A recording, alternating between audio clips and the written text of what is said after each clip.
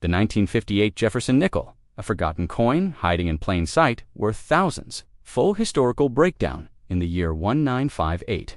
America was undergoing massive cultural, economic, and political transformations. Dwight D. Eisenhower was president, and the country was in the middle of the Cold War. Tensions were rising internationally, but domestically, the average American was focused on growth, prosperity, and modernization amid this era. The United States Mint continued its tradition of producing coinage that not only facilitated commerce, but carried deep historical and economic significance.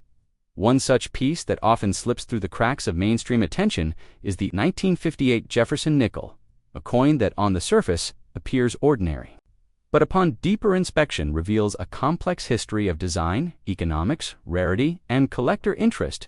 To understand the full story of the 1958 Jefferson Nickel, we must first look back to its origins in 1938, when the Jefferson Nickel first replaced the Buffalo nickel following a nationwide competition held by the United States Mint artist. Felix Schlag's design was chosen, featuring the profile of Thomas Jefferson on the obverse and his iconic home, Monticello, on the reverse. This design would remain virtually unchanged for decades and would become one of the most recognizable 5-cent pieces in U.S. coinage history. By 1958, the Mint was still producing Jefferson nickels in 2 locations, Philadelphia and Denver. And while no Mint appears on Philadelphia coins, the Denver issues are marked with a small d on the reverse to the right of Monticello. In total, the Philadelphia Mint struck just over 17 million Jefferson nickels that year, while the Denver Mint produced around 100 million. The stark difference in mintage numbers makes the 1958 no mint mark Jefferson Nickel one of the lower mintage issues of the post-war era, making it a potential key date for collectors focused on circulation. Strikes. The quality of strikes in 1958 was another important factor. Coins produced in this year, particularly from Philadelphia, were known for their softer strikes and weaker details, especially around Jefferson's hair and Monticello's steps. This makes finding well-struck examples in high grades, especially with full steps on the reverse, significantly more challenging and thus more valuable to collectors. The full steps designation is awarded only when every single step on Monticello can be clearly counted without interruption, a standard that few coins from this year achieve. In terms of metal composition, the 1958 Jefferson Nickel maintained the standard, 75% copper and 25% nickel alloy. This composition had remained consistent since the end of wartime production in 1946, when silver and other metals were removed due to shortages. However, the post-war period saw changes in die quality, strike pressure, and planchet preparation, which affected how certain dates like 1958 aged over time. Many of these nickels were heavily circulated, and today finding mint state examples requires digging through rolls, estate collections, or paying a premium at auction. What sets the 1958 Jefferson Nickel apart is not just its lower mintage, but its scarcity in higher grades and the emergence of proof-like and rare die varieties. Some examples show doubling on Jefferson's eye, or the Monticello lettering known as DDR or DDO varieties. These doubling varieties, when authenticated and graded, can dramatically increase the value of a coin, turning a 5-cent piece into a 4-figure collectible.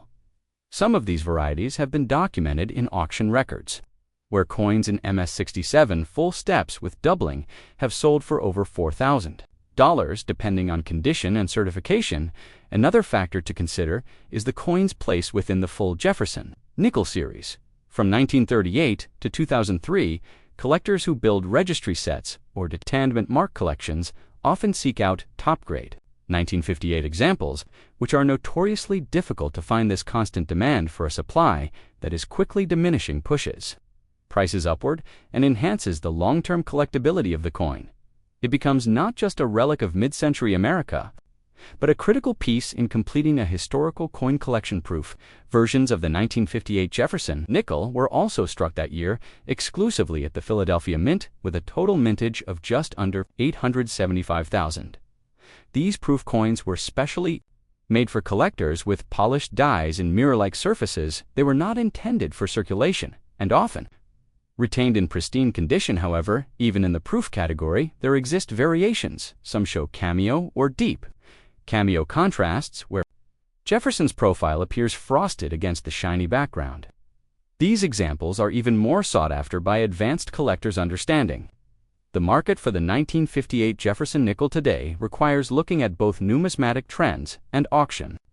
Data prices fluctuate based on grade variety and rarity, but what remains constant is the historical value and collector interest in coins from this era. Auction houses, like Heritage and Stack's Bowers, regularly feature high-grade Jefferson nickels.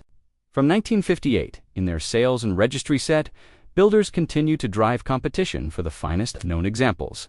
Furthermore, the 1958 Jefferson Nickel stands as a bridge between early 20th century design sensibilities and the rapidly modernizing world of the 1960s. Its enduring image of Jefferson and his home, a founding father, and his vision still connects with collectors who appreciate not just the metal, but the message behind the coin. It symbolizes American ideals, endurance, and the quiet strength of a nation coming into the modern Aegean.